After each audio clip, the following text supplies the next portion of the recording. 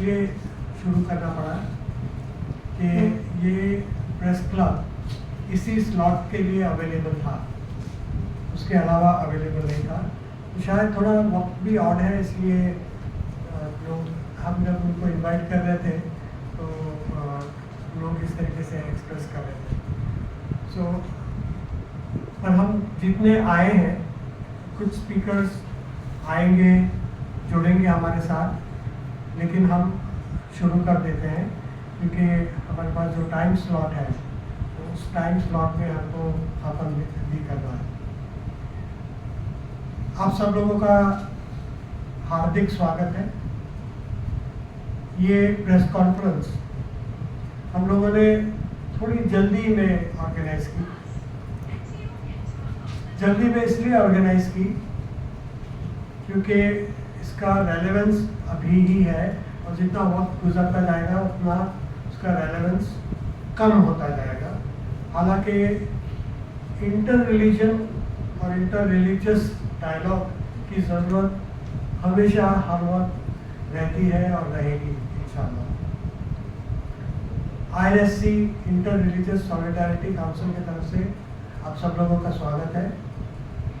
Inter religious solidarity council पिछले 3 सालों से हम लोग लगातार मुंबई में काम कर रहे हैं। 3 साल पहले ये बनी थी, उसके बाद बहुत सारे एक्टिविटीज़ और प्रोग्राम्स हम लोगों ने आयोजित किए हैं, जिसमें 2 साल से हम लोग मुंबई रिलीजन ऑफ पार्लियामेंट कर रहे हैं। रिलीजन ऑफ पार्लियामेंट डायलॉग के लिए, एक सौहार्द के लिए अच्छे सेमिनार्स करते हैं अलग अलग विषयों पर।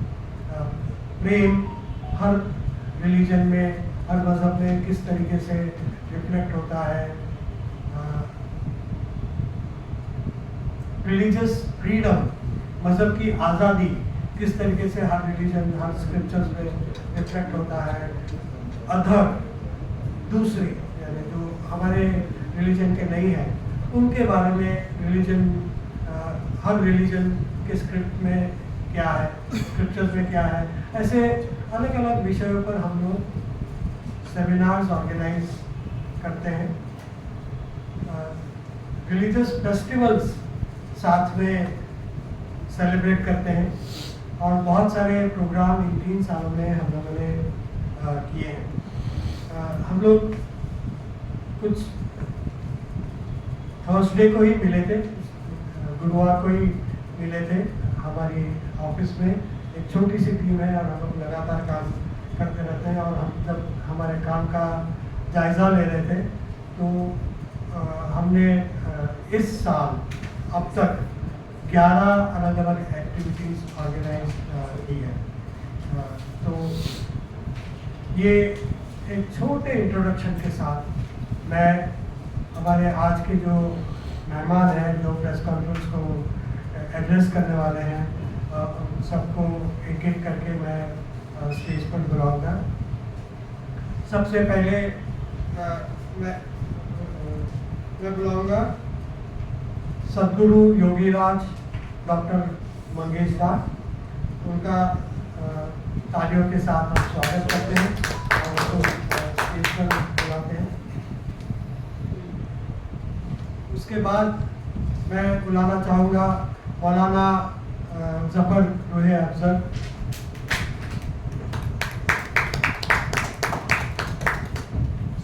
उसके बाद डॉक्टर मोहम्मद फैयाज पाकिज साहब को बुलाना चाहूँगा।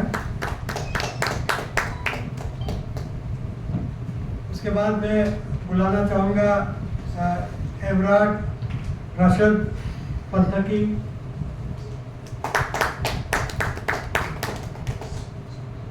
जो ज़ोरास्ट्रियन कम्युनिटी से हैं। जैन कम्युनिटी से मैं बुलाना चाहूँगा हिताक्षी भरत शाह, सोशल वर्कर है, टीचर है। मैं मौलाना डॉक्टर आरिफ उमरी को बुलाना चाहूँगा, मोहम्मद डॉक्टर आरिफ उमरी। उमरी साहब जमअतुल उलमा के वाइस प्रेसिडेंट है, जमअतुल उलमा महाराष्ट्र के वाइस प्रेसिडेंट है। आज का जो प्रोग्राम हम लोग ऑर्गेनाइज कर रहे हैं, ये प्रेस कॉन्फ्रेंस एक बहुत ही चैलेंजिंग वक्त में हम लोग ऑर्गेनाइज कर रहे हैं। हमारे देश में लगातार आतंकी हमले हो रहे हैं। पहलगाम में हुआ इसके पहले, और अब दिल्ली लाल किला मेट्रो स्टेशन है उसके बाहर ये हमला हुआ। पहलगाम में जब मजहब के नाम पर हमला हुआ था, उसमें करीब 26 लोगों का कत्ल किया गया था। तब भी इंटर रिलीजियस सॉलिडारिटी काउंसिल ने एक इंटर रिलीजियस मीटिंग आयोजित की थी, जिसमें हम लोगों ने प्रेयर्स किए थे सबके लिए, जो विक्टिम्स है उसके लिए, और कंडोलेंस और अच्छे मैसेज देने की कोशिश की थी। अब ये 10 नवंबर को जो हमला हुआ, शाम को 6:52 पर रेड फोर्ट मेट्रो स्टेशन के बाहर सिग्नल पर जब गाड़ी खड़ी थी तो गाड़ी में बॉम्ब ब्लास्ट हो गया। अब तक 13 लोग मारे गए हैं, सभी मजहब के लोग मारे गए हैं। 13 बेगुनाह जाने, इसकी जान जाने की एक ही वजह है कि वो गलत वक्त पर गलत जगह पर खड़े थे। तो बहुत ही निंदनीय हरकत है जिस किसी ने भी की। आतंकी हमलों को धर्म से जोड़ा जाता है, और खास करके अगर आतंकी हमले का शक अगर किसी मुस्लिम आतंकी पर जाता है तो उसको धर्म के साथ जोड़ा जाता है। हम लोगों के ख्याल में धर्म के साथ आतंकी हमलों को जोड़ना निहायत ही गलत बात है और बेबुनियाद बात है। कोई मजहब, कोई धर्म आतंकी हमला और बेगुनाह लोगों को मारने की बात नहीं करता, बेगुनाह लोगों को बेवजह मारने की बात नहीं करता। फादर SM माइकल हमारे साथ आए हैं। I request Father SM Michael to join us on the. Father Michael is director of Institute of Indian Culture, and he is also a Catholic priest, of course. तो मैं कह रहा था कि ये आतंकी हमला कोई भी आतंकी हमला किसी मजहब के साथ ताल्लुक रख ही नहीं सकता। जो लोग अपने मजहब से भटके हुए होंगे वही मजहब का नाम लेकर हल्ला करते होंगे। तो हम लोग तो किसी आतंकी हमले को मजहब के साथ नहीं जोड़ते।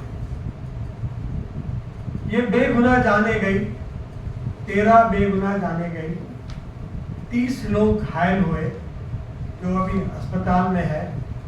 कोई परिवार का कमाने वाला था, उसके सब सगे संबंधी, जिसमें जैसे मैंने कहा सभी मजहब के लोग हैं। पहलगाम में भी जब आतंकी हमले में मारा गया, उसमें एक ईसाई भी था और हिंदू भी थे जो मारे गए। लेकिन हमारी एक मांग है कि जो भी इस कृति के लिए जिम्मेदार है उसको जल्द से जल्द पकड़ के, पूरे नेटवर्क को जल्द से जल्द पकड़ के उसको कानून में जो सख्त से सख्त सजा हो वो सजा मिलनी चाहिए। अक्सर जब आतंकी हमले के विक्टिम्स के लिए सरकार कॉम्पेंसेशन अनाउंस करती है, अवार्ड करती है, अब तक तो इस हमले में हम लोगों ने ये नहीं सुना। ऐसा कहा जाता है, इसकी सच्चाई हमें मालूम नहीं है, कि और दुख की बात है, अगर जो कहा जा रहा है वो अगर सच हो तो बहुत दुख की बात है कि पढ़े लिखे डॉक्टर्स जिनकी रिस्पॉन्सिबिलिटी है, ड्यूटी है जान बचाना, इंसानों की जान बचाना, वो कैसे इस तरीके से इन कृत्यों में शामिल हो सकते हैं। अगर है तो बहुत बहुत दुख की बात है। ये अभी भी इन्वेस्टिगेशन का विषय है। 2 आतंकी ऑर्गेनाइजेशन का नाम इन्वेस्टिगेशन एजेंसीज ले रही है। एक है जैश ए मोहम्मद, और जैश ए मोहम्मद के पोस्टर जब कश्मीर में लगे वहाँ से ये कहानी शुरू हुई कि शायद वो एक बड़ी प्लानिंग कर रहे थे। और दूसरा नाम लिया जा रहा है अंसार गज़वातुल हिंद, इस ऑर्गेनाइजेशन का नाम लिया जा रहा है। ये सारे ऑर्गेनाइजेशंस पॉलिटिकल ऑब्जेक्टिव्स के लिए काम करते हैं। ये उनके मज़हब से कोई लेना देना नहीं है, और उनके जो ऑब्जेक्टिव्स होते हैं वो फेथ को बढ़ाना, धार्मिक भावनाओं को बढ़ाना वगैरह वगैरह, ये ऐसी ये नहीं होती। आज हमारे पास एक बहुत ही एमिनेंट पैनल है, और हम ये जो सारे रिलीजियस, अलग अलग रिलीजन के रिलीजियस लीडर्स आए हैं, वो अपना कीमती वक्त निकाल कर आए हैं। नमाज का टाइम है, जो शिया आलिम आए हैं, नमाज का टाइम है, मस्जिद में नमाज पढ़ाने का उनकी रिस्पॉन्सिबिलिटी है, ड्यूटी है, तो कोई अल्टरनेटिव अरेंजमेंट करके आए हैं, या अपने सभी लोग जो यहाँ इस पैनल पर आए हैं अपना बहुत कीमती वक्त निकालकर, दूसरी रिस्पॉन्सिबिलिटी से अपना वक्त निकालकर यहाँ आए हैं। और मैं ये आप सब लोगों को ये कहना चाहता हूँ, सबका बहुत बहुत शुक्रिया अदा करना चाहता हूँ कि हमने जैसे ही इनविटेशन मैसेज SMS पर भेजा, तुरंत सब लोगों ने रिस्पॉन्ड किया, और पॉजिटिवली, क्योंकि उनकी जो कमिटमेंट है, ये उनका जो दर्द है कि मजहब के नाम पर ये हिंसा हो रही है, उस वास्ते फ़ोन भी नहीं करना पड़ा किसी को कि भाई फ़ोन करके इनवाइट करें। पहले हम लोग SMS मैसेज भेजते हैं, इनवाइट मैसेज पर भेजते हैं ताकि मैसेज पढ़ लें, बाद में फ़ोन करते हैं, तब कंफर्मेशन आता है। लेकिन यहाँ कंफर्मेशन SMS पर ही आने लगा, और ये बहुत बहुत एक एनकरेजिंग ये है कि बम्बई शहर में जो रिलीजियस लीडर्स हैं, सारे रिलीजियस लीडर्स शांति चाहते हैं और हिंसा के खिलाफ है। वो चाहे आतंकी हिंसा हो, या राइट्स हो, या मॉब लिंचिंग हो, या किसी भी प्रकार की हिंसा हो, हम लोग हिंसा के खिलाफ है। ये मैसेज देने के लिए हम सब लोग इकट्ठा हुए हैं। कुछ और वक्ता हमारे साथ जुड़ेंगे। हमारे इंटर रिलीजियस सॉलिडारिटी काउंसिल के जो कन्वीनर है प्रभु केशव चंद्र दास, जो इस्कॉन टेम्पल से संबंध रखते हैं, वो किसी मशरूफियत की वजह से, किसी काम की वजह से अब रास्ते में है, और एक 5-10 मिनट में, 10-1 मिनट में यहाँ पहुँचते ही होंगे। तो मैं सबसे पहले सद्गुरु डॉक्टर मंगेश दा, जो क्रिया योगी फाउंडेशन से हैं, क्रिया योगी सद्गुरु डॉक्टर मंगेश दा फाउंडेशन उन्होंने इस्टेब्लिश किया है, जिसके ब्रांचेस 95 अलग अलग देशों में, पूरी दुनिया में अलग अलग 95 देशों में है। तो उसके वो फाउंडर है। मैं उनको यहाँ इनवाइट करूँगा कि हमें संबोधित करें।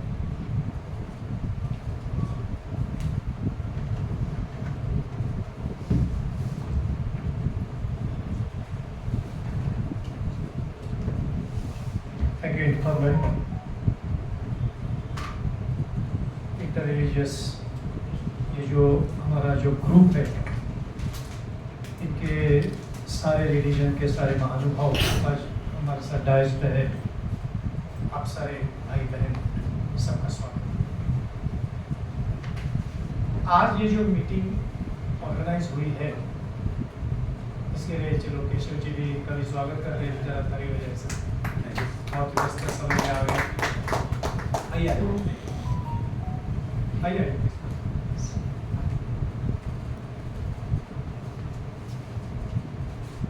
हम इसीलिए यूनाइटेड सारे जात धर्म के लोग यहाँ पर हैं क्योंकि हम शांति चाहते हैं और ये बताना चाहते हैं कि आतंकवाद का कोई धर्म नहीं होता। आतंकवाद होता है क्योंकि जैसे इरफान भाई ने भी कहा कि जो भी मर गए वो कौन से जात धर्म के हैं ये कोई देखता नहीं है। इनके घर में कौन है, शायद एक कमाने वाला है, उनके बाल बच्चे हैं, एक आदमी शांति शगुन से वहां पहुंच जाता है और वहां पर दूसरे क्षण में एक ऐसी खबर आती है कि उसके शरीर के टुकड़े टुकड़े होके गिर गए। इसके पहले भी हुआ था, पहलगाम में हुआ था, पुलवामा वहां पर भी हुआ। इसीलिए आतंकवाद का कोई धर्म नहीं है।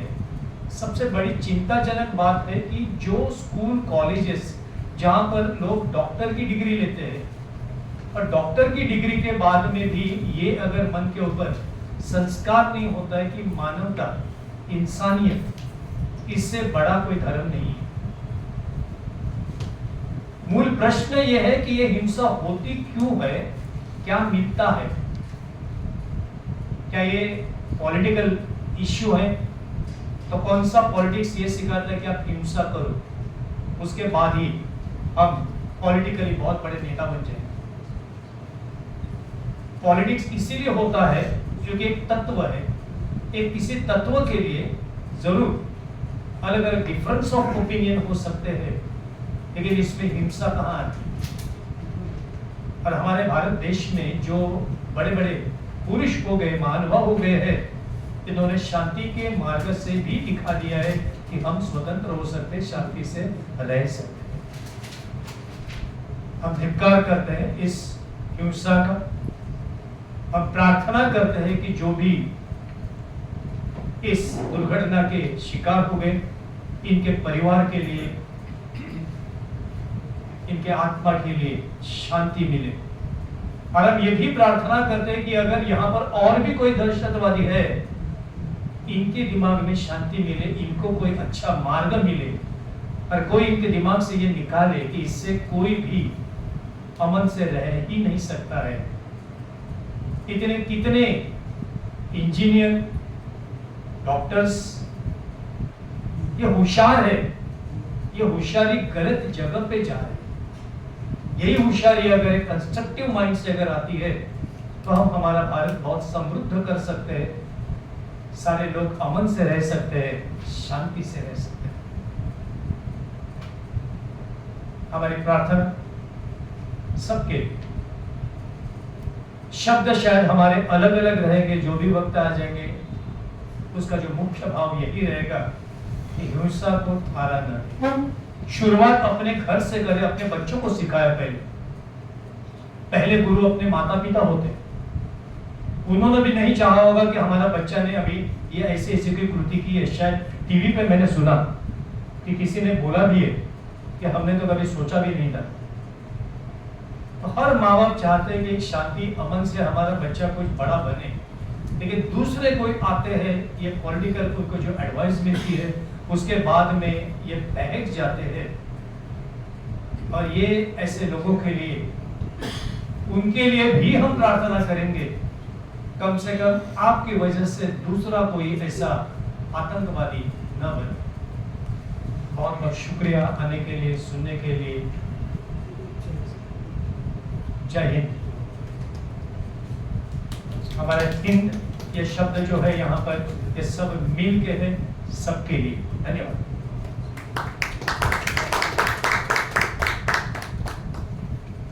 यहाँ यहाँ पे रुकने से प्लीज क्लैप ना बजाइए कॉन्डोलेंस मीटिंग। अगर क्लैप है तो वो जो बोले उनके लिए मैं प्रभु के मैं रशीद आलमी साहब से आग्रह करूंगा कि वो आए और स्टेज पर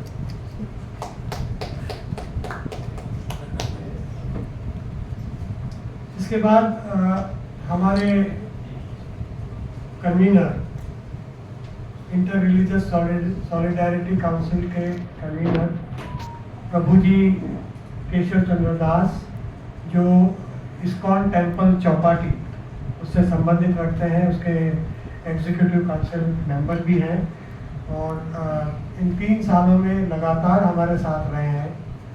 उनकी ही लीडरशिप में हम काम करते हैं, तो उनसे मैं विनती करूंगा कि वो आए और हमें संबोधित करें।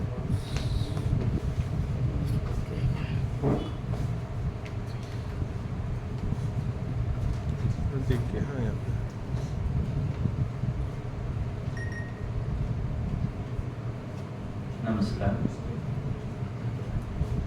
On behalf of Interreligious Solidarity Council, we strongly condemn this act of terrorism in the form of the car explosion which has taken place recently at the Red Fort in Delhi on November 10, 2025. I would begin by extending my heartfelt condolences on behalf of the entire Interreligious Solidarity Council members to the victims as well as their family members who have been deeply aggrieved by this act of violence. And it has claimed over 13 lives so far and injured many of the injured persons. Those killed and injured are from all religious communities. The involvement of the banned terror outfit Ansar Ghazwat al-Hind is alleged, and IRSC demands that the guilty who are responsible for this senseless act of terrorism be brought to justice. The IRSC underscores that these acts of terror and violence must never be associated with any religion as such. Such actions are fundamentally antithetical to the core tenets of all faiths traditions, which uphold the values of compassion, peace, and the sanctity of human life itself. Violence of this nature constitutes an affront to the humanity itself, claiming the lives of innocent individuals irrespective of their religious, cultural, or social identities. The IRSC therefore urges all citizens and communities and institutions to resist any attempt to exploit such tragedies to foment division or mistrust among religious or social groups. In this moment of collective grief, the Council appeals to all to reaffirm their commitment to interfaith solidarity, social harmony, and national unity. It is only through mutual respect, empathy, and cooperation that the ideas of peace and humanity can be preserved and strengthened. In this hour of grief, it is very important that all members of various religions, we can see, we stand up together and speak about the compassion and peace which is spread by all religions. This being the year of the 1500th anniversary of Prophet Muhammad, actually we should be spreading the message of peace and harmony in the entire society which Prophet Muhammad and even all other religions are spreading, and we should stand together against this senseless act of terrorism, and together I am sure we will prevail over the anti-social elements. Thank you all very much. Jai Hind.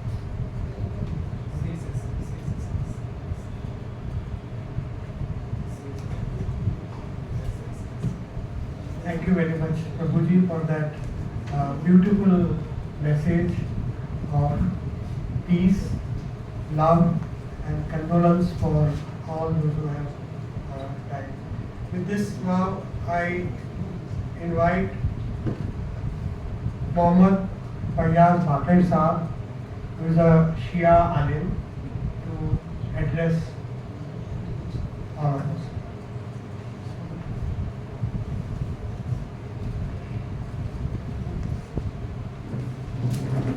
बिस्मिल्लाहिर्रहमानिर्रहीम। अस्सलामु अलैकुम वरहमतुल्लाहि वबरकातुहू। सबसे पहले हम अफसोस का इजहार करते हैं जो बड़ा हादसा हुआ है, इतनी सारी जानें गई हैं। अजीब बात है कि आज हम ये देखते हैं कि इतनी जानें, लेकिन एक जान का नहीं जानना बहुत बड़ी बात है। कुरान मजीद ने इसी मैसेज को दिया है, जिसने अगर किसी एक इंसान को बचा लिया, उसने पूरे आलम को, पूरे जहान को बचा लिया। सबसे पहले हम अफसोस का इजहार करते हैं इस हादसे पे, इस बड़े वाक़े में। बहस इससे नहीं है कि मारा कौन है और मारा किसने है, बहस इससे है कि ऐसा वाक़या हुआ क्यों है। आतंकवाद किसी मजहब का नाम नहीं है, आतंकवाद ज़हनी बीमारी का नाम है, जो किसी के भी लग सकती है। कभी कभी हमें देखते हैं कि बहुत से लोग जो दुनियावी एतबार से पढ़े लिखे हैं वो आतंकवाद में हैं, बहुत से लोग जिनका अलग अलग मजहब से ताल्लुक़ है वो आतंकवाद में है। ये ज़हनी बीमारी जो लोगों के लग रही है। सबसे पहली चीज़ की जो बहुत बेसिक बात है, बार बार हो चुकी है और फिर करने की ज़रूरत है, इसको कभी भी किसी मज़हब से नहीं जोड़ना चाहिए, क्योंकि कोई भी मज़हब आतंकवाद की बात करते ही नहीं। और अगर कोई मज़हब ऐसी बात करने लगे तो आतंकवादी मज़हब उसको फिर हम लोग क्लियर करते हैं। कोई भी मज़हब ऐसी बात आतंकवाद की बात नहीं करता है। इस्लाम तो किसी आम, हमने इससे पहले कहीं हम लोगों को प्रोग्राम पर कोई बात पेश की थी कि हम तो वज़ू में भी एक्स्ट्रा पानी नहीं पिएंगे। हम तो पड़ोस में अगर हमारा पड़ोसी किसी भी मज़हब का भूखा है तो मज़हब कहता है इस्लाम की तो खाना खाने का हम नहीं करते, अपनी जेब से हमारा अपना कमाया हुआ अपने पैसे का खाना, अगर पड़ोसी भूखा है तो हमको खाने का हम नहीं, उसके साथ है। तो इतने आगे तक कैसे हम किसी आम आदमी की तौहीन नहीं कर सकते, उसकी रिस्पेक्ट को नहीं छोड़ सकते। लेकिन शर्म की बात है कि आज ये बात कहनी पड़ रही है, और इसलिए और शर्म की बात है कि हिंदुस्तान में ये चीज़ें प्रैक्टिकल थी। अफसोस इस बात का होता है कि जो चीज़ें प्रैक्टिकली हमने कई सदियों देखा है, आज उसको साबित करने की जरूरत पड़ रही है। ये अफसोस की बात है। क्या हिंदुस्तान में हिंदू और मुसलमान साथ नहीं रहे? क्या अहमियत नहीं थी? फिर आज क्यों हमको साबित करना पड़ रहा है? इसके पीछे रीज़न है कि कुछ लोगों ने आतंकवाद को जहर दी है, एक सिम दी है। हमारा ये मानना है कि जो लोग लोगों की जान ले रहे हैं वो भी आतंकवादी हैं, और जो लोग मजहब में आतंकवाद का रुख दे रहे हैं वो भी आतंकवादी हैं, क्योंकि वो अलग अलग धर्म और अलग अलग मजहब के बीच में फीलिंग्स पैदा कर रहे हैं। एक आतंकवाद वो होता है कि जो गोली चला के लोगों को मारता है, एक आतंकवाद वो होता है जो लोगों की फिक्रों को बदलता है और फिर ये फिक्रें वहां तक पहुंचती हैं अलग अलग जगह से। लिहाजा वो लोग की जो स्टूडियो में बैठ के इस तरह की बातें करते हैं वो भी आतंकवादी हैं। ये आतंकवाद के अलग अलग ग्रेड को हम पहचानने की कोशिश करें। लिहाजा असल को बहुत ज़्यादा वक्त नहीं लेंगे, बहुत सारे हमसे बेहतर लोग हैं कि जो हमसे अच्छी बातें करेंगे। इंशाल्लाह ऐसा हम अपनी बात को शॉर्ट करेंगे। हम अपनी गवर्नमेंट से मुतालबा करेंगे, इससे पहले भी हमसे राम ने किया, हम भी यही मुतालबा करेंगे कि जो भी हमला हुआ है इसकी जड़ तक जाए। इससे पहले बड़े बड़े हमले हुए, पहलगाम, पुलवामा वगैरह की, अगर सही तरीके से, पूरी तरीके से वो मसला हल हो गया होता शायद हमको आज इतना बड़ा ये बात नहीं देखना पड़ता। इसकी जड़ तक जाए ताकि दोबारा ऐसा मौका हमारे मुल्क को नहीं देखना पड़े और हम सब यहाँ पे अमन के साथ जिंदगी गुजारें। अस्सलामु अलैकुम व रहमतुल्लाहि व बरकातुहू। बहुत बहुत शुक्रिया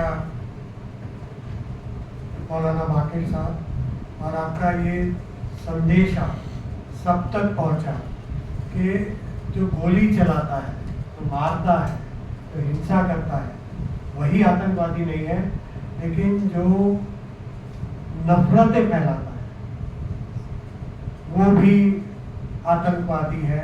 आतंकवाद के ग्रेड्स अलग अलग है, लेकिन है सभी आतंकवादी। हमारा काम है हम प्रेम का संदेशा फैलाएं और सबको हम स्वीकार करें। इसके साथ में मौलाना ज़हीर अब्बास रिजवी साहब आए हैं, मैं उनका इस्तकबाल करता हूं और उनको रिक्वेस्ट करता हूं कि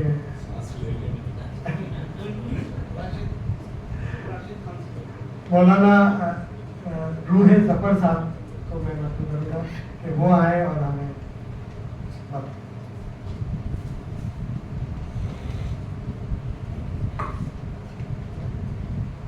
आप सबकी खिदमत में सलाम आदाब पेश करते हैं। और ये जो वाक़या हुआ है, जो हादसा हुआ है, बल्कि हुआ नहीं है, किया गया है, दर्दनाक है। आप सबकी खिदमत में और तमाम जितने लोग भी इससे मुतासिर हुए हैं, सबकी खिदमत में ताज़ियत पेश करते हैं। यकीनन हर मज़हब अपने अपने एतबार से यही कहता है कि सब इंसान एक जैसे हैं। यूनाइटेड नेशन के गेट के ऊपर जो लिखा हुआ है वो कुछ और नहीं लिखा है, उसमें एक मुसलमान का ही शेर लिखा हुआ है, बनी आदम आज़ाए एक दीगर, कि सारे इंसान सब एक दूसरे के बॉडी पार्ट्स हैं। किस तरीके से आज बिकी हुई मीडिया किसी भी हादसे को, किसी भी वाक़े को किसी मज़हब से जोड़ रही है, ये बहुत अफसोसनाक बात है। हर चीज़ का एक एहतराम होता है, एक तक़द्दुस होता है कि जो रेड लाइन होती है, आज बिकी हुई मीडिया ने उस रेड लाइन को क्रॉस कर दिया है। लोगों का दिल से जो भरोसा होता है वो सब खत्म कर दिया गया है। अगर मजहब के बेस पे जाए तो हम अपने मजहब इस्लाम की बात कर रहे हैं, हम कुरान के मानने वाले हैं, और जितने भी मुसलमान हैं वो कुरान को मानते हैं। कुरान ने ये कहा है, लक़द कर्रमना बनी आदम, हमने इंसानों को इज्जतदार बनाया है। कौन कह रहा है? अल्लाह कह रहा है। सारे इंसान इज्जतदार हैं। तो अब अगर कोई इंसान की इंसल्ट भी करेगा तो अल्लाह की इंसल्ट कर रहा है। जिसको अल्लाह इज्जत दे रहा है उसकी अगर कोई तौहीन कर रहा है, इंसल्ट कर रहा है, ये कितना बड़ा जुर्म है। तो मारना, कत्ल करना नहीं, ये सब वो लोग हैं कि जो दुनिया में इंसानों के दुश्मन हैं और इंसानियत की दुश्मनी में ये सब काम कर रहे हैं। जो पूरी दुनिया में आज एक मीडिया का असर चल रहा है कि जहाँ पर भी, वरना आप देख लीजिए वर्ल्ड लाइन पर जो टेररिस्ट हैं, क्या वाकया ये जो ISIS वाले अल्लाह अकबर अल्लाह इलाहा इल्लल्लाह कह के लोगों को मारते थे, ये मुसलमान है? नहीं, ये इंसान भी नहीं है। इंसान का खून नहीं पा सकता, हैवान से भी बदतर नहीं है इस तरीके का काम करने वाले। तो बहरहाल यहाँ पर सब मीडिया के लोग बैठे हुए हैं, सबसे यही गुजारिश है, रिक्वेस्ट है कि अपने अपने कलम से लोगों को ये बात बताएं, पैगाम पहुँचाएं कि ये काम करने वालों का ताल्लुक किसी मजहब से नहीं है, किसी धर्म से नहीं है, और ये जो भी कर रहा है वो टेररिस्ट है, दहशतगर्द है, आतंकवादी है, जिसका कोई दीन मजहब नहीं है। ऐसे इंसानों को इंसान नहीं कहा जाएगा। ऐसे शैतानों का पता लगा के उनको सख्त से सख्त सज़ा दी जाए, ताकि मुल्क में दोबारा फिर कुछ ऐसा ना होने पाए और अमन और शांति और सुकून और सलामती के साथ अपने अपने जीवन में, अपनी अपनी ज़िंदगी में सब ज़िंदगी गुजारें। वस्सलामु अलैकुम वरहमतुल्लाह।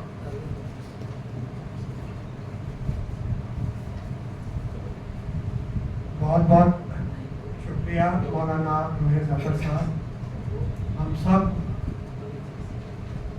अल्लाह ने हम सबको इज़्ज़त बख्शी है, हर एक इंसान को इज़्ज़त बख्शी है, और उनका इंसल्ट करना भी, किसी इंसान का इंसल्ट करना भी अल्लाह का इंसल्ट करना माना जाएगा।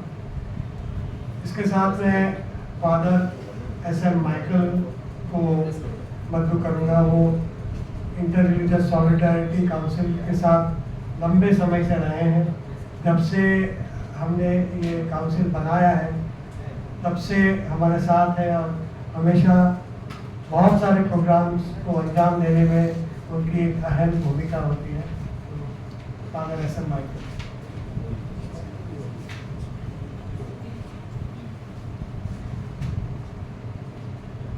First of all, my warm greetings to each one of you, and this initiative has been taken by Inter-Religious Solidarity Council. It's a very good thing. It's an example for the city in Mumbai where we live together, and we would like peace, harmony between religions, cultures, and ethnic communities. Such things what happened in Delhi, it will be good that we work together that it doesn't happen. And I endorse all what has been said, and I would like to add one insight. Whether somebody is a terrorist or not, he is a human person or she is a human person. So, what has happened is a product. So many people are responsible. The public, the religious leaders, politicians, judiciary, and various bodies. While approving all what has been said, that it is a very sad thing, so many lives have been lost, we believe that we have been created in the image and likeness of God. So every human person has a dignity for one's worth, and that dignity cannot be taken away by anybody. Having said that, we all have responsibilities as public, because every human person is coming from a society, and this society must also be conscientized so that the children, those who are growing, they grow with peace and harmony in their mind and in soul. Otherwise, if we bring them up in hatred, that explodes. So we have a responsibility. Similarly, the politicians, they should also not divide people, but they must work towards bringing harmony. Certainly, they have a responsibility to safeguard the nation, and every citizen of a nation has to be protected. For all that, we stand together with our leaders. But at the same time, within our country, an impression and message should go that India is a country of many cultures, many religions, many ethnic communities. We all have to live together. That is the vision of our founding fathers and mothers, and that is the vision of our constitution. So in short, what I would like to point out is, while condemning this terrorist attack, and all, they have to be brought to justice, and all that good words spoken by our previous religious leaders endorsing it, I begin to add to that we also must take responsibility as religious leaders, as politicians, as public members of the human society. We all must work together, and if certain group of people begin to feel so much injustice is done, violence is done in the name of religion, in the name of power, in the name of one-sided distribution of all that, brings more and more anger, and ultimately it uncontrollably it comes to terrorism. So we all have responsibility to develop a society where there is peace, harmony, and joy. So, as religious leaders, let us take the pledge in our own way, wherever we are working. We will promote our public, our faithful people, and in so far as we can be an agent, we also do research and find out what are the basic foundations from where these antagonisms spring, and how can we solve these problems. That is also very important. Otherwise, we will only just touch the periphery, but we don't go deeper into the problem. So it is my appeal that as religious leaders and as public, we will work together to promote peace, harmony, joy, first in our city and in all the cities, in our nation, in our country. Let us work together. Thank you very much.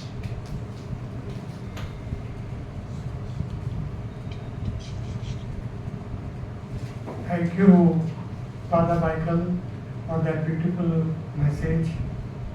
Not only one who pulls the triggers or triggers of a bomb is responsible, but the politicians who misuse religion and infuse emotional issues into people's heart, hatred into people's heart.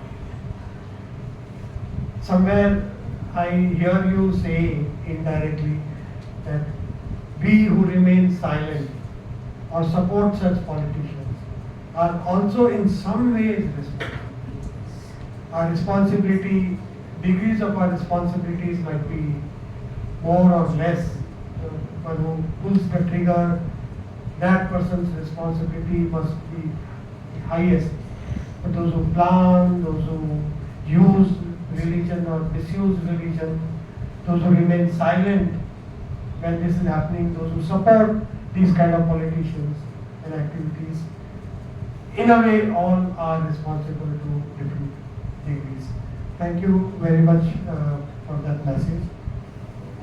With this, may I now invite Everard Rashad Pantaki from Parsi community to deliver his message.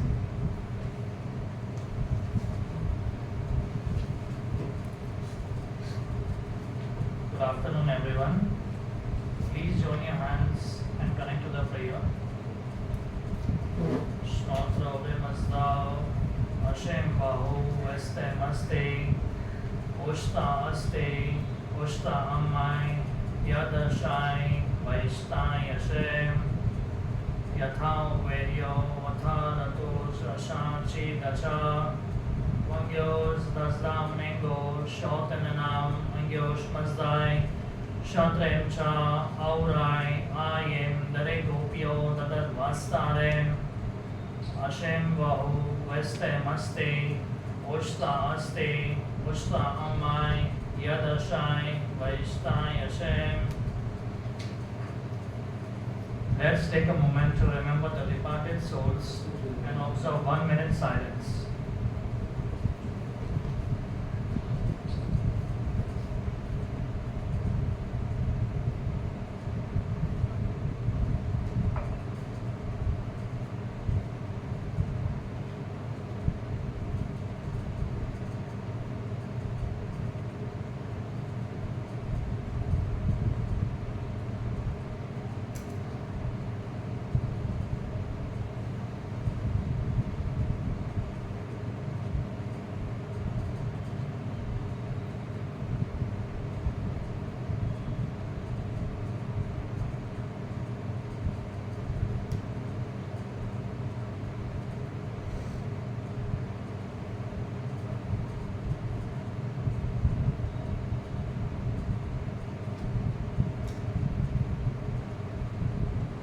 Sahib Ji, Namaste, Jai Jirendra, Salam, and hello to all esteemed guests and fellow citizens.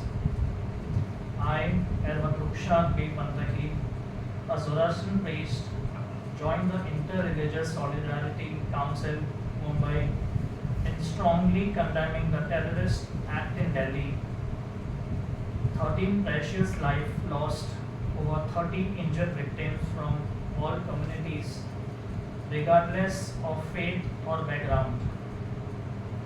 We demand justice for the guilty. Terror has no religion, no nationality.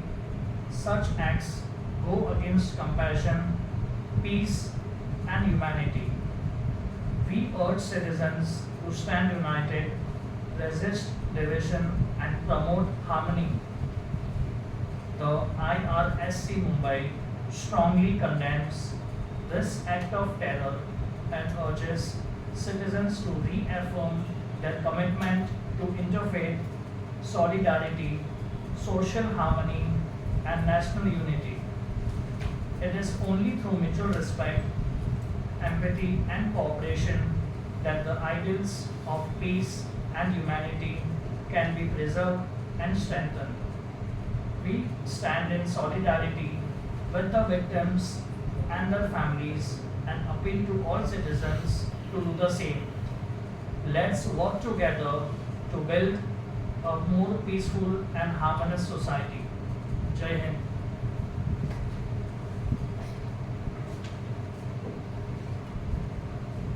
Thank you, Everard, Rushan, Pantaki. With this, I now invite, should I say, latest member of IRSC, Hitakshi Bharat Shah. She is from Jain community.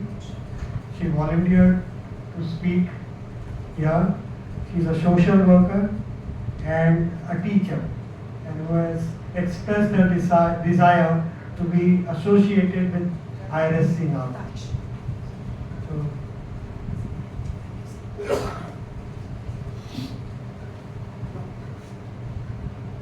good afternoon, everyone. Pranam, Jai Chinendra, and Jai Hind. Because as an Indian, I would just like to express gratitude for the thing that has happened. I don't want to speak anything else except one thing, that as a Jain, we believe in non-violence. Ahimsa Parmo Dharma is the main motive of Jainism, where we don't believe in killing a single ant also, a small minute ant. Then how can we believe, or any Indian believe, in killing so many lives? So I just contend for this thing, that we should rethink when we act. We should not at all, I can say, I don't know, I'm just getting goosebumps because the thing what has happened, I just think that it was not right. And no religion is teaching any religion or any member to behave in such manners. I just request the whole community to think before your actions. Think twice what you are doing, because today you have taken 13 lives, 30 injured or more injured. We don't know yet exact amount, but were they not living in beings? If I say that in my house I never think to kill an ant because I'm grown up in that environment, but that doesn't mean that killing 13 lives is an important thing. Sorry, it's not important. It's their lives were important, where they needed to live. Some was returning back, or some was going for some important work, and someone was waiting for them at their homes. Today they are crying. So we need to think before our actions. No one is teaching us to harm anyone, but we are just believing in peace, non-violence, and a happy, harmonious life in the country. Thank you. Jai Chinendra, Pranam.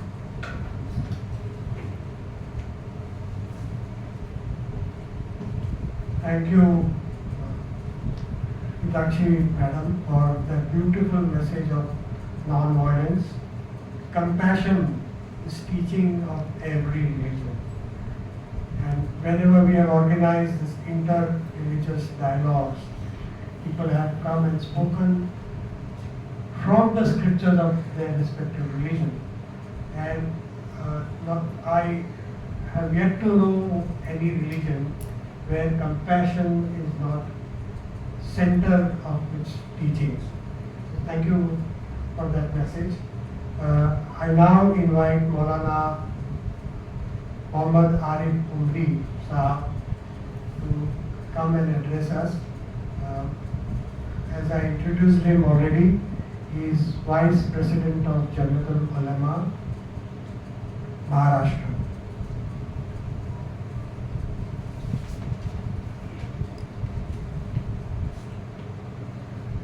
सभी लोगों को सलाम, आदाब, good afternoon. ये बात बिल्कुल वाज़ेह हो गई कि दहशतगर्दी का मज़हब से कोई ताल्लुक़ नहीं, और हर मौके पर ये बात कही जाती है, इसलिए इसको दोहराना, पुराने पढ़े हुए सबक को दोहराना। इसलिए मैं इससे हट के थोड़ा सा चंद बातें आप हज़रात के सामने कहना चाहूँगा कि ये सिलसिला बंद क्यों नहीं हो रहा है। उसकी एक बड़ी वजह यह है कि हमारी तफ्तीशी एजेंसियाँ सही रुख पे तफ्तीश नहीं करती। बॉम्बे लोकल बम ब्लास्ट में 12 लोग एक्यूज थे, 16 साल तक वो जेलों में रहे। जमीयत उलमा महाराष्ट्र ने उनकी पैरवी की और 12 के 12 बरी। अगर 50% भी उनका जुर्म साबित होता तो हम ये कह सकते थे कि तफ्तीशी एजेंसियों ने मेहनत की, कुछ कामयाबी। इसलिए पहला काम तो ये होना चाहिए, हमारा मुतालबा हुकूमत से होना चाहिए कि वो सही रुख पे तहकीक करे, सही रुख पे तफ्तीश करे। इसलिए यही चीज़ बढ़ावा देती है। जाहिर है कि वो 12 छूट गए, लेकिन उस ट्रेन बम ब्लास्ट में कितने लोग मारे गए? जो लोग मारे गए उनके घर वालों का क्या उनको इंसाफ मिला? क्या दोबारा हमारी हुकूमत ने नई एफआईआर दर्ज की? क्या दोबारा उनके केस को दोबारा नए सिरे से खोला? तो सबसे पहली चीज तफ्तीश की शफाफियत, ये बहुत बुनियादी काम है। ऐसे मौके पर मजहब तो कोई नहीं सिखाता। हम असगर भाई, ये इरफान भाई से माजरत के साथ, कि मजहब की तालीम नहीं है।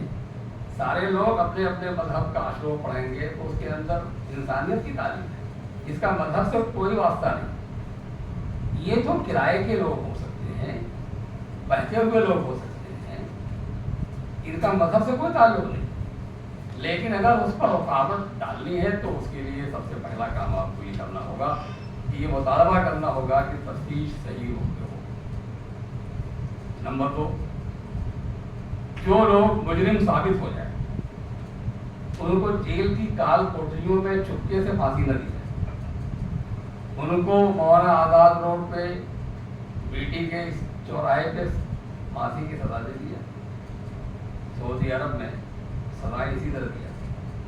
वो मुल्क ऐसा है जिस मुल्क के अंदर बहुत जराइम होते थे। 40-40 साल तक वहाँ जंगें होती थी, खानदान के खानदान साफ हो जाते थे। लेकिन जब जुर्म की सजा सरेआम दी जाती तो उससे भी मुजरिमों के हौसले पर इसका इंतज़ाम करना चाहिए। इसका मुतालबा हमारी इस इंटर रिलीजियस सोसाइटी की तरफ से गवर्नमेंट से मुतालबा होना चाहिए। और तीसरी चीज़ मैं दरख्वास्त करूँगा कि जो लोग मुतासर हुए हैं वो हर मजहब के लोग, उनकी खबरगिरी करनी चाहिए। सिर्फ ताज़ियत नहीं, बल्कि हमको पता लगाना चाहिए कि वो किस हाल में उनके बच्चे हैं, किस हाल में वो जी रहे हैं, उनके क्या मसाइल हैं, उनके बच्चे स्कूल जा पा रहे हैं कि नहीं, उनके घर में खाने पीने का सामान है कि नहीं। हमको ये सब काम करना चाहिए। बहुत बहुत शुक्रिया।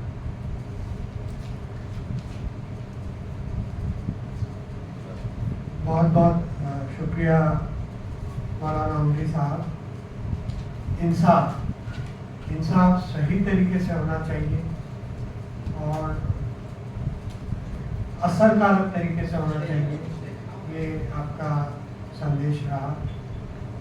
उसके बाद मैं मौलाना रिजवी साहब से अर्ज करूँगा कि वो आए।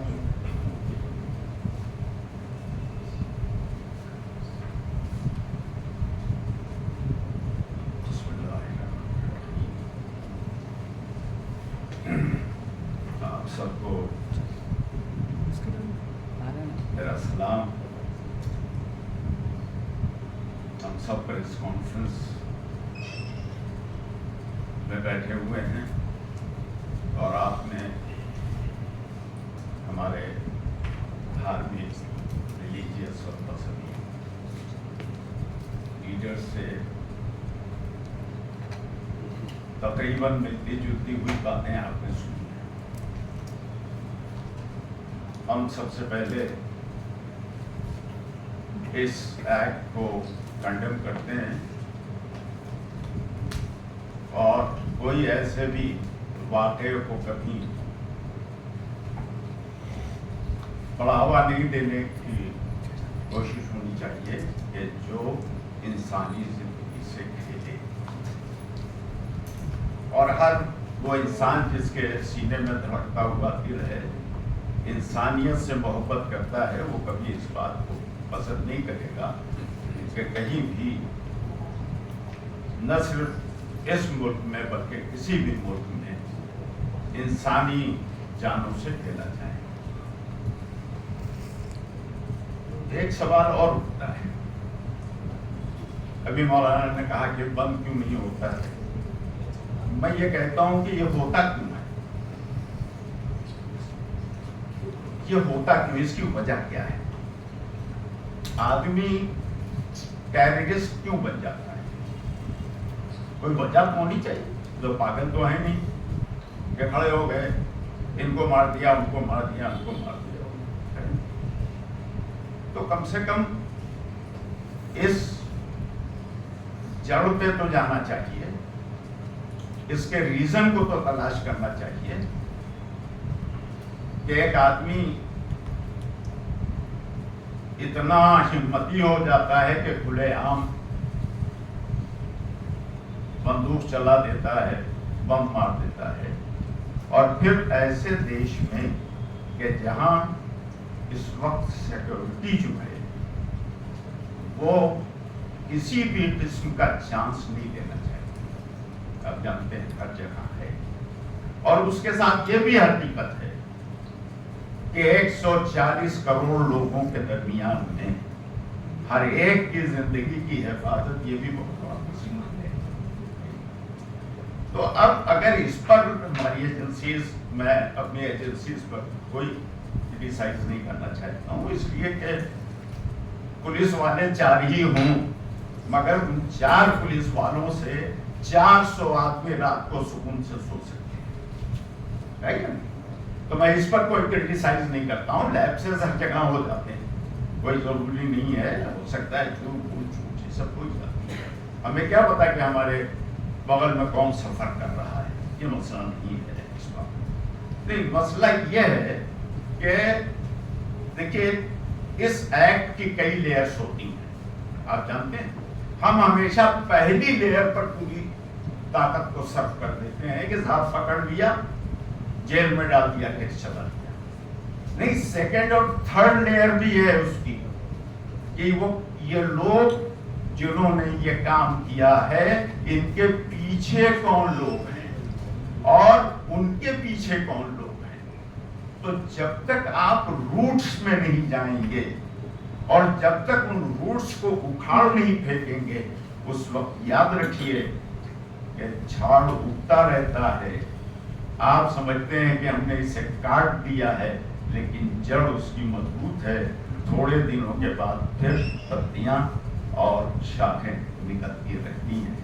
लिहाजा जरूरत है इस बात की कि हम इसकी जड़ में जाएं। और दूसरी बात यह है कि एक और भी रीजन है, और उस पर अब जाहिर है प्रेस कॉन्फ्रेंस में इतना वक्त नहीं रहता है, लेकिन इशारा किया जा सकता है कि जब समाज और सोसाइटी में अदल और इंसाफ खत्म हो जाता है, किसी को फेवर किया जाता है, किसी को दबाया जाता है, तो फिर उसका नतीजा दहशतगर्दी ही है और कुछ हमारी समझ में नहीं आता है। तीसरी चीज ये है कि पॉलिटिकल इंटरफेरेंस इतना बढ़ चुका है कि सत्ता हासिल करने के लिए जो एक नफरत की दीवार खड़ी की जा रही है, ये नफरत की दीवार गिरना चाहिए। आप जरूर सत्ता हासिल कीजिए, पावर चाहिए। आपको भाई घर के अंदर बड़ा जो घर का है वो भी पावर चाहता है अपने घर के अंदर, तो इतने बड़े देश में क्यों नहीं पावर चाहिए, मगर इंसानों की लाशों पर खड़े होकर पावर को ना हासिल कीजिए, बल्कि प्यार और मोहब्बत से उन्हें अपनी तरफ खींच के पावर को हासिल कीजिए। ये 3-4 ऐसे फैक्ट्स हैं, हकीकतें हैं कि जिनसे इनकार नहीं किया जा सकता। अब ये भूल जाइए रिलीजन, अगर रिलीजन ही सिखाता तो ये क्यों बैठे, ये क्यों आते भाई? ये इसलिए आए हैं कि जब भी कहीं हिंसा होती है इनका दिल तड़प जाता है। ये जानते हैं कि इंसानियत की कदर और कीमत क्या होती है। तो लिहाजा ये एक मोमेंट, इंजीनियर साहब आपके वालिद, मैंने उनके साथ काम किया है, असली इंजीनियर साहब के साथ। देखिए, जब तक कोई मूवमेंट न खड़ा ये एक तो प्रेस कॉन्फ्रेंस में नहीं, एक पब्लिक मूवमेंट खड़ा होना चाहिए, बहुत जरूरी है। और इसके लिए थोड़ा बहुत देना पड़ेगा, थोड़ी कुर्बानी भी देना पड़ेगी। कुर्बानी इन मानों में नहीं कि खून बहाना है अपना, बल्कि कुर्बानी यह है कि गालियां सुनना पड़ेगी। समाज और माशरे में आपको टारगेट किया जाएगा। तो अगर चाहते हैं आप, और ये एक मेरा पैगाम भी है, अगर प्रेस वाले से बेहतर समझे कि अगर आप चाहते हैं कि हमारा ऐसा समाज खड़ा हो जाए कि जहां इंसान की कदर कीमत करे, तो पढ़ना पड़ेगा। और याद रखिए, पत्थर एक चोट से नहीं टूटता है। इरफान साहब, पत्थर एक चोट से नहीं टूटता है, लेकिन जब टूटता है तो वो पहली चोट उतनी ही कारगर होती है जितनी आखिरी होती है। तो हम आप जो भी आए, आगे कदम उठाइए। जो आएंगे नस्लें वो खुद संभाल लेंगी। आज नहीं 10 साल 15 साल में हमें एक ऐसा समाज मिलेगा जिसकी अक्सरियत ऐसे इश्यूज पर इस तरह चीखेगी कि फिर किसी की हिम्मत नहीं पड़ेगी। बहुत बहुत धन्यवाद, बहुत बहुत शुक्रिया।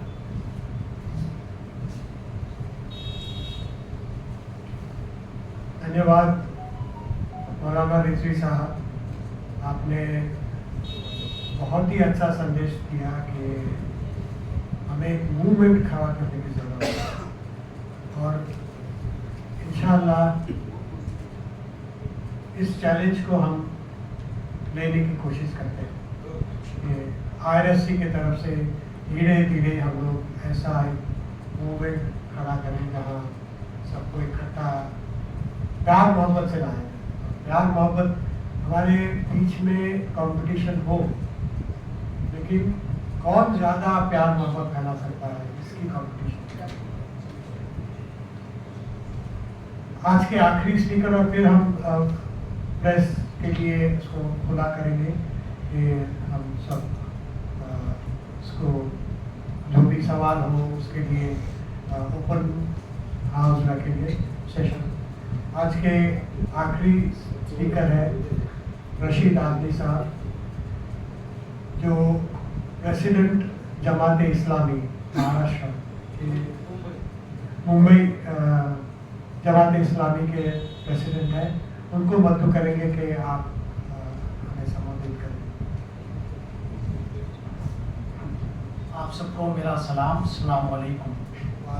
Coming straight to the point, इसमें आप देखें कि जिन लोगों ने भी ये हीनियस क्राइम एक्ट किया है, उनकी एक मंशा तो बिल्कुल साफ जाहिर हो रही थी। वो ये है कि देश में देश में रहने वाली कम्युनिटीज के बीच में विभाजन किया जाए, यानी इनको बांटा जाए। और उनके इस एजेंडे को कौन लेकर आगे बढ़ता है? हमारा मीडिया लेकर आगे बढ़ता है। तो why media is fulfilling their agenda, इस पर भी हमें गौर करना चाहिए। ये तो हम लोग, अल्लाह का शुक्र है कि इतने सेंसिटिव हैं अभी भी देश के रहने वाले देशवासी कि वो आपस में कभी इन सब चीज़ों को लेकर नहीं पड़ते। वो इस बात को जानते हैं कि ये काम जिसने भी किया है उसने गलत किया है, निंदनीय है, उसकी निंदा करनी चाहिए। और जैसा कि मुझसे पहले लोगों ने कहा कि जिस पर भी जुर्म साबित हो उसको बहरहाल कड़ी से कड़ी सजा मिलनी चाहिए, और ऐसी सजा मिले जो आने वाले लोगों के लिए डिटरेंस हो। इसमें एक और चीज गौर करने की है, जैसा कि बात आई कि हमारी इन्वेस्टिगेशन एजेंसीज जो हैं उनका क्या रोल होता है। पुलवामा क्यों हुआ, आज तक ये पता नहीं चला कि वो आरडीएक्स आया कहां से। उसके बाद पहलगाम हुआ, पहलगाम में ये पता नहीं चला कि इतनी दूर वो टेररिस्ट आए, मारा और उन्होंने प्रधानमंत्री के नाम एक मैसेज दिया और फिर वापस भी चले गए। उसके बाद आप देखते हैं यहाँ पर फरीदाबाद में जो है वो अमोनियम नाइट्रेट पकड़ा जाता है, पहले ही पकड़ा जाता है इस एक्ट से पहले। आखिर वो सब क्या हो रहा है? तो मेरा ये कहना है कि जो भी इन्वेस्टिगेशन हो वो बिल्कुल पारदर्शिता के साथ हो, ट्रांसपेरेंट हो, शफाफ हो, ताकि ये पता चले कि ये किया किसने है। और देशवासियों को भी, हम भारतीय लोगों को भी इसका पता चलना चाहिए कि हमारी इन्वेस्टिगेशन एजेंसीज कहां तक कर रही है, क्या कर रही है। ये जैसा कि सवाल आया कि आखिर ये होता क्यों है बार बार। पहलगाम के बाद, पुलवामा के बाद ही हमें सतर्क हो जाना चाहिए था, लेकिन कश्मीर जैसे सेंसिटिव एरिया में जहां पर के 7 लाख से ज्यादा ऊपर आर्मी है, वहां पर आरडीएक्स आखिर पहुंचा कैसे? तो कहने का मतलब ये है कि अगर इसकी निष्पक्ष जांच हो और जो भी कल्प्रिट साबित हो उसको कड़ी से कड़ी सजा दी जाए, ताकि आगे आने वाले लोगों के लिए हम लोगों की भी जान जो है वो महफूज हो जाए। मैं इंटर रिलीजियस सॉलिडारिटी फोरम की तरफ से ये मांग करता हूँ सरकार से कि सरकार जो है वो ये पहले जवाबदेही तय करे कि who is in fact responsible. अगर पुलवामा होता है तो जवाबदेह कौन है, अगर पहलगाम होता है तो उसका जवाबदेह कौन है, किसकी चूक हुई, आखिर कहाँ चूक हुई। जिससे भी चूक हुई हो उसको भी सजा मिलनी चाहिए। अगर ये दिल्ली का इतना बड़ा क्राइम हुआ जिसमें 13 मासूम लोगों की जानें चली गई और अभी बहुत सारे लोग सीरियस हैं, तो उसकी जिम्मेदारी क्यों तय नहीं होती है, क्यों सारी चीजें सूत्रों के हवाले से आती हैं। तो इस पर भी हमें सोचना चाहिए। प्रेस के जरिए मैं ये आवाज उठाता हूँ। वैसे हम जो भारत के शहरी हैं, भारत के नागरिक हैं, हमारा तो रवैया बड़ा अच्छा है, हमारा वो अप्रोच बड़ा अच्छा है। बकौल शायर कि जो उनका काम है वो अहले सियासत जाने, मेरा पैगाम मोहब्बत है जहां तक पहुंचे। शुक्रिया। आदमी साहब ये शेर मैं बोलने वाला था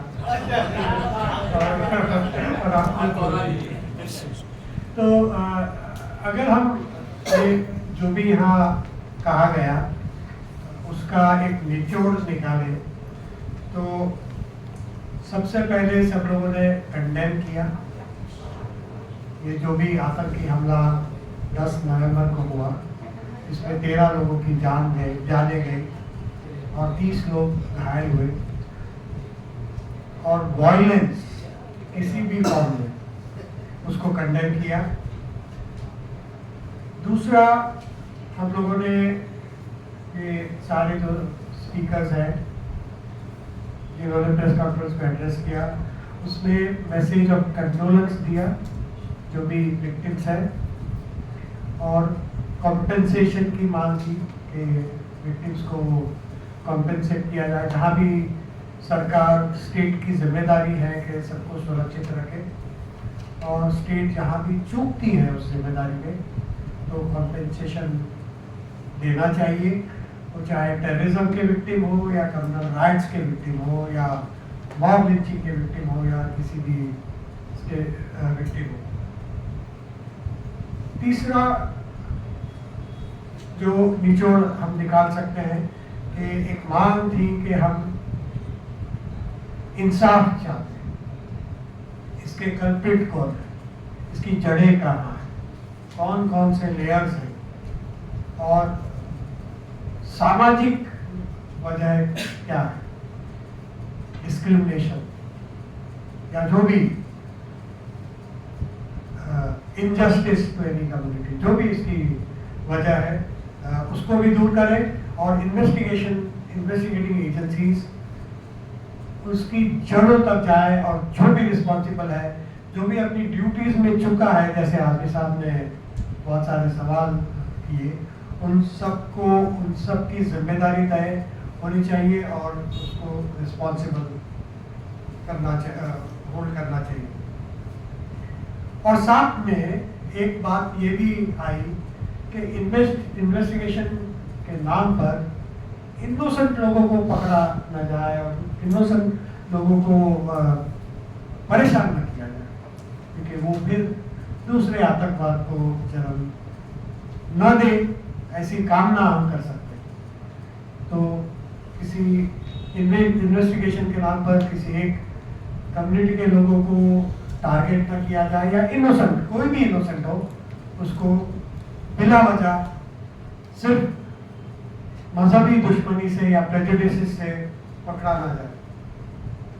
और आखिर में समाज की, हमारी IRSC की एक जिम्मेदारी है कि हम मूवमेंट चलाएं, उसको एक मूवमेंट में तब्दील करें कि हम प्यार मोहब्बत की मूवमेंट फैलाएं, न्याय इंसाफ के लिए आवाज़ उठाएं, ताकि किसी को ऐसा काम करने की ज़रूरत ना पड़े। इस तरीके से हिंसा, ऐसा ना लगे कि हिंसा उसको हिंसा का सहारा बोले। तो ये 4 मुद्दों में मैं जो भी बातें रखी गई उसको उसका निचोड़ निकाल पा रहा हूँ। और अब प्रेस के लिए ओपन है, आप you can ask your questions to any of the speakers, or if your question is general, then any one of them who wants to respond to these questions will respond.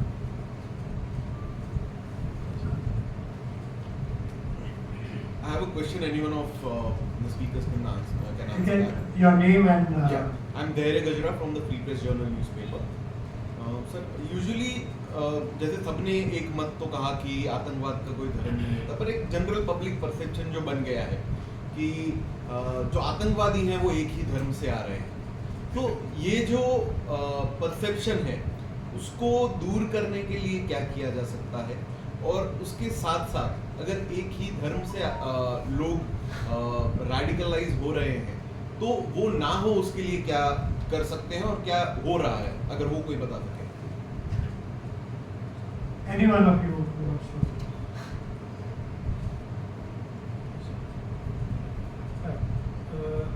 पहली बात तो क्या है कि हर धर्म के जो भी लीडर्स है उनका फर्ज बनता है कि वो पहले अपनी कैफियत दें कि यहाँ पर ना हमारे धर्म में ये सिखाया जाता है, ना हिंदू में सिखाया जाता है, ना इस्लाम में सिखाया जाता है, ना क्रिश्चियन में सिखाया जाता है, कोई धर्म सिखाना ही नहीं है। इसकी जड़ जहाँ पर है, मैंने कई मरतबा ये देखे हैं कि एक यूथ जो होता है एडोलेंस में, ये लगभग 14-15 साल से लेके 22 साल की उम्र है, अगर एक जहाँ से निकर्ष हम निकालते हैं, इस उम्र में ऐसे लगता है कि मैं कुछ करूँ। या तो फिल्मों का प्रभाव होता है, फिल्मों में आतंकवादी चीजें देखते हैं, ऐसे कुछ बहुत बड़ी लड़ाई होती है तो अभी हीरो बन गया। उनको ऐसे लोगों को कुछ लोग जो है, कुछ लोग खींचते हैं अपनी तरफ, फिर उसके बाद में उनका ब्रेन वॉश किया जाता है। तो धर्म नहीं करता है ब्रेन वॉश, ये वो लोग करते हैं जो चाहते हैं। अब इनका जो मजहब जो है ये क्या चाहते हैं, धमाका करके क्या चाहते हैं। हमारे स्पीच पे भी मैंने बोला कि पॉलिटिकल लीडर आप जो भी कुछ करना चाहते हैं, हासिल करना चाहिए, इससे हासिल होता ही नहीं, हो भी नहीं सकता है, क्योंकि सबसे बड़ी ताकत अगर कोई है तो वह प्रेम की भाषा है। प्रेम से जिसको जितना जीत सकता है तो उसके जड़ तक हम जीत सकते हैं। ये ऊपर ऊपर सुपरफिशियल बात है, तो किसी भी रिलीजन में ये लिखाई ने सब जानते हैं, लेकिन फिर भी कुछ लोग वहां पर जाते हैं। इनको ऐसे बताया जाता है कि आप जब ऊपर जाएंगे तो आपको इससे मिलेंगे, उससे मिलेंगे। ये सच नहीं है। और ये हम बार बार इसलिए मीटिंग्स क्यों करते हैं, बार बार अलग अलग जगह पे हम लोग क्यों बताना चाहते हैं कि कम से कम हमारी आवाज जो है कि वाया मीडिया सब तक पहुंचे। जैसे एक ट्रिगर खींचने के लिए अपना इंडेक्स फिंगर होता है, वैसे वोट देने के लिए भी यही फिंगर होता है। यहाँ से अगर शुरुआत करते हैं कि नहीं भाई, अगर एक ट्रांसफॉर्मेशन लाना है तो कहीं ना कहीं से शुरुआत होनी चाहिए। शुरुआत हो गई है, और जैसे किसी हमारे स्पीकर ने भी बोला, बहुत ही जल्द लोग भी समझेंगे, जिसमें मीडिया का बहुत बड़ा हाथ होता है, जिसके अंदर कोई भी, चाहे प्रेस मीडिया, टीवी है, और हम हमारे ग्रुप में, हमारे 90 सेंटर्स है वर्ल्ड में, हम तो हर बार बोलते हैं, लाखों लोगों तक ये आवाज हम पहुंचा ही रहे हैं। तो वैसे ही ये सारी चीजें निकल जाए। Thank you.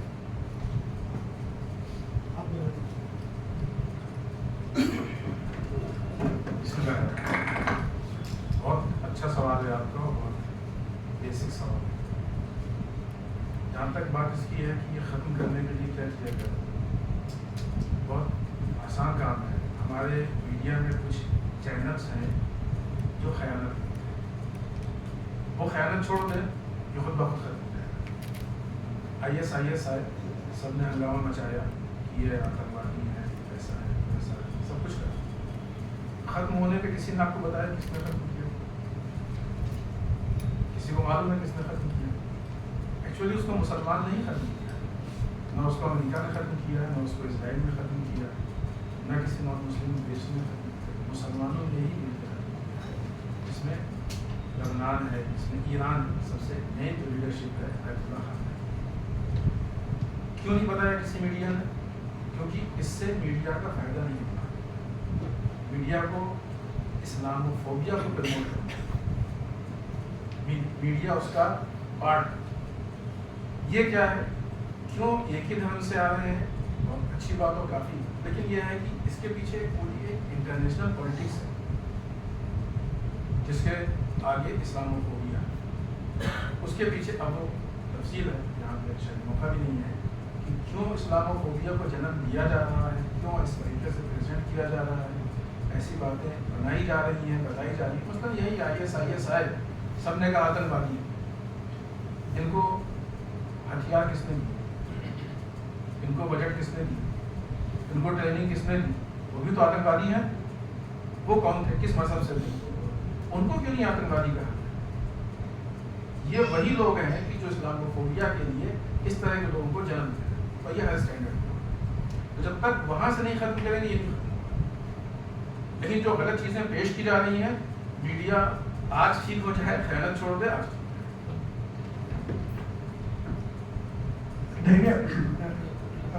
a very brief response, because I want the panelists to respond. It is not true that terrorists come only from one religion. In India, terrorists have been arrested from other religions as well. I don't want to take name. And there are various forms of terrorism. We recognize only one form as terrorism, and the other violence, somehow we sort of give a pass. All right, we understand that. We don't condemn that violence. So if you condemn all violence, you will see people from all religions, and in the world, if you see there are terrorists from Christian religion, and therefore nobody should say that Christianity is responsible. But there are terrorists from Christian religion, there are terrorists from Buddhist religion, there are terrorists from Islam, Muslim religion, Islam. There are terrorists from all religions. So we need to think more when we say there are terrorists only from one religion. And the solution, actually, I wanted to say this and I omitted that I had a conversation with Maulana Fayyad Bhate, and I was inviting him for this. He said in last Friday's sermon, they already condemned it in mosque during the sermon. So there are millions and millions of Muslims who are condemning, but whose condemnation we don't know. We know only those 5-6 people or 10 people who carry out the act. Definitely, that's why I said that, you know, it has become a general perception that terrorists come from a particular religion. But Maulana Waqir ji gave a very good answer that, the core is Islamophobia from where this entire perception is being built. Thank you. Salim bhai wants to. Education में और good education असल में इन्होंने जवाब दे दिया, लेकिन बहुत ही पर्दादारी से जवाब दिया, तो मैं थोड़ा सा खोल के जवाब देना चाहता हूँ। देखिए, आतंकवाद ये है कि आप लॉजिक से किसी को नहीं समझाना चाहते, आप बंदूक से समझाना चाहते हैं या वायलेंस से समझाना चाहते हैं, ये आतंक से डरा के समझाना। तो ये जो रेडिकलाइजेशन है ये सब जगह हो रहा है, और मैं तो ऐसा कहता हूँ कि अखलाक को जिन लोगों ने मारा 10 साल पहले, अभी सरकार ने कह दिया कि उनके खिलाफ हम मुकदमा वापस ले लें।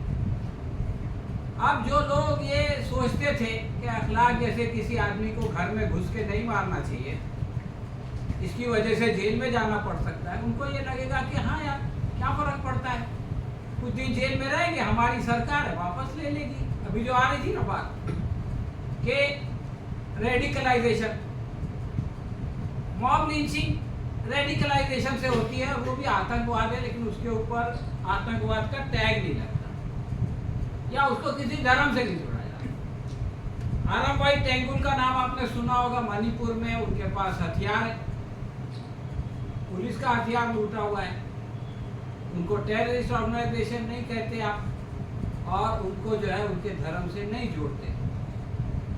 इसी तरह से दुनिया भर में जो लोग हैं आतंकवादी, जो भाई कोई भी आदमी आतंकवादी है तो उसका कोई ना कोई धर्म हो गई, लेकिन ये कि किसी आतंकवादी के धर्म को जो है हम उससे जोड़ देते हैं, किसी को छोड़ देते हैं।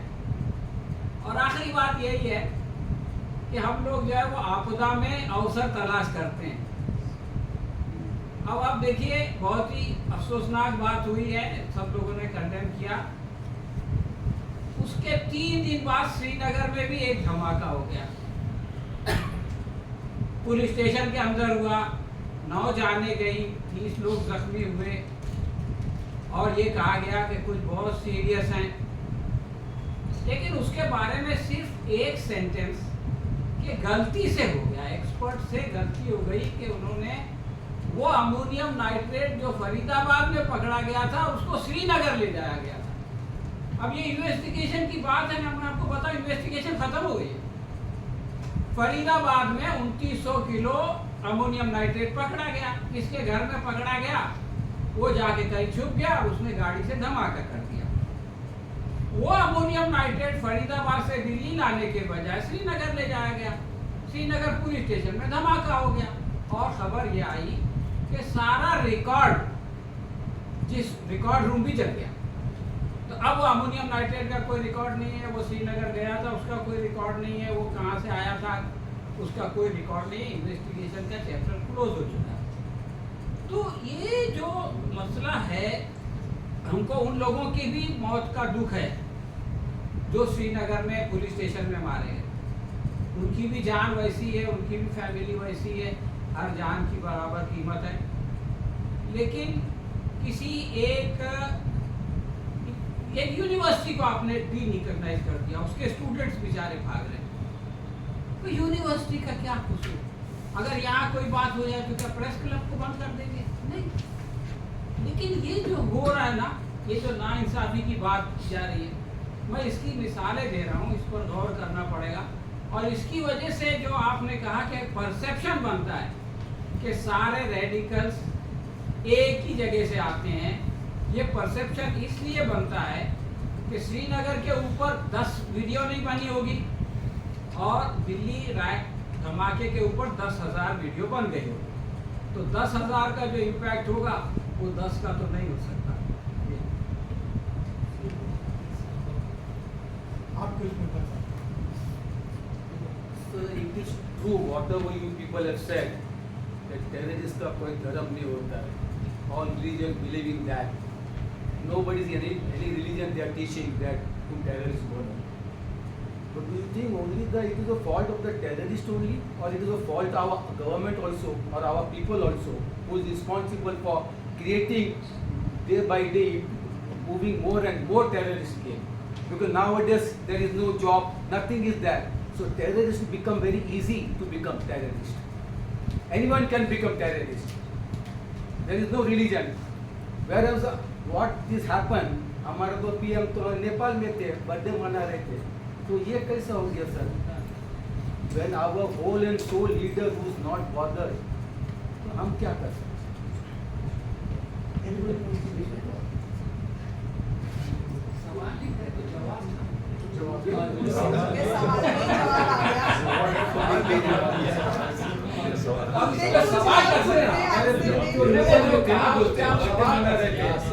लोग इतने चैनल में बताए सर, तो ये कैसा टेररिज्म हो गया सर? ये सवाल, that is the answer.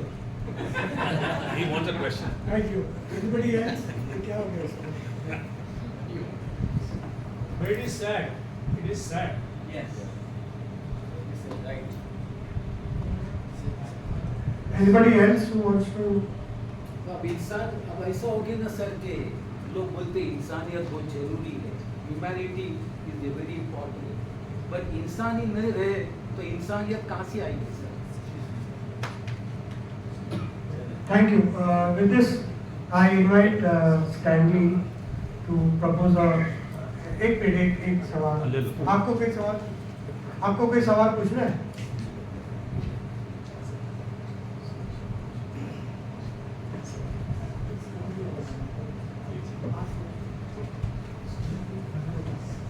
Sir ये बताइए कि आतंकवाद जो है अपनी तरह से पूरा काम करके जाते हैं, ब्लास्ट करके जाते हैं, लेकिन वो निकल जाते हैं, हाथ में नहीं आते, लेकिन पुलिस जो है बेकसूरों को पकड़ती है, उनके परिवार को तकलीफ देती है, और ये बहुत बड़ा सिलसिला है. आपकी क्या डिमांड है इस बात के ऊपर? हमारी डिमांड तो यही है कि जैसे मैंने ये सारा कंक्लूड करते वक्त कहा, हमारी डिमांड यही है कि बेगुनाह को परेशान ना किया जाए और गुनहगार को छोड़ा ना जाए. शॉर्ट में तो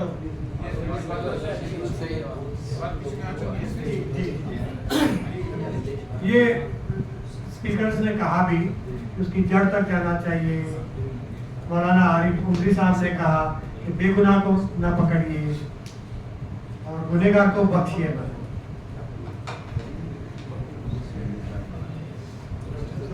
I now invite Stanley Fernandez to propose a vote of thanks. Stanley Fernandez is a core team member of Interreligious Solidarity Council and Interreligious Dialogue. ये जो हादसा दिल्ली में हुआ है, हम सभी को दुख पहुंचाया है, इसलिए हम इकट्ठा हुए हैं. निंदा तो सभी लोग ने किए, हमने भी किए और सभी लोग ने किए जो यहाँ पे नहीं बैठे हैं. लेकिन इससे ज़्यादा इम्पोर्टेंट ये है, स्पेशली मेरे जो भाई और बहन प्रेस के तरफ से हैं, उनके लिए एक मैसेज है मेरा कि आप देख रहे हैं कि यहाँ पे सभी धर्मों के धर्मगुरु, लीडर्स, इंटेलेक्चुअल्स जो है यहाँ पे बैठे हुए हैं, और एक शॉर्ट नोटिस पे यहाँ पे इकट्ठा हुआ है.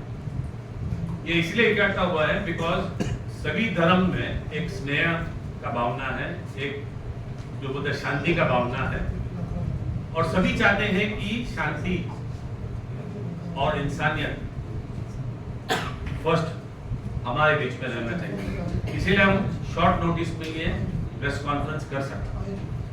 तो मैं सभी वक्ता जो बैठे हुए हैं हमारे डायस पे, इनका शुक्रिया करता हूँ कि आप जो भी आपके वक्त थे विधि भी आप यहाँ पे पधारे. तो सबको thank you very much for everyone, और मैं आपका धन्यवाद करता हूँ कि आप इधर आए. दूसरे मैं धन्यवाद करता हूँ हमारे सभी प्रेस के मित्रों से, एक मैसेज के साथ कि कुछ भी दुखद घटना होते हैं तो उनको फ्रंट पेज प्रेस मिल जाते हैं. ये शायद मार्केटिंग का भी एक स्टाइल है, ये शायद एक प्रेस के जो भी है, पेपर्स हो या जो भी हो, टेलीविजन हो, उसका बिकने का भी एक स्टाइल है. लेकिन जो घटना हुआ है दिल्ली में, ये सत्य है, ये हुआ है, और इसमें कई के जान गए हैं जो हम नहीं चाहते. इसीलिए आपसे एक गुजारिश है हमारी कि जब भी हम सब प्यार करने वाले इकट्ठे हुए हैं इधर पे, ऐसे चीजों को आप फ्रंट पेज पे ले आए। अगर हम एक बात कर रहे थे कि बदलना चाहिए हमें, तो हमें वो बदलना चाहिए कि जो हम पढ़ते हैं, हमारे जो नए जनरेशन पढ़ते हैं, हमारे जो यंगस्टर्स पढ़ेंगे या टेलीविजन में देखेंगे, तो उनको ये मैसेज जाना चाहिए कि सभी धर्मों के लोग इकट्ठा होके हर महीना कुछ ना कुछ कर रहे हैं जिससे प्यार और स्नेह बढ़े। आई थिंक अगर इसमें से कोई हमें एक लेसन सीखने के लिए मिले है तो ये है कि press being the fourth column of democracy, अभी डेमोक्रेसी की नहीं बोल रहा मैं तो बोल रहा हूँ you are the front page column, the first column of humanity. मैं तो बोलूँ आप पहले कॉलम है ह्यूमैनिटी की, और आपका ये बनता है फर्ज कि आप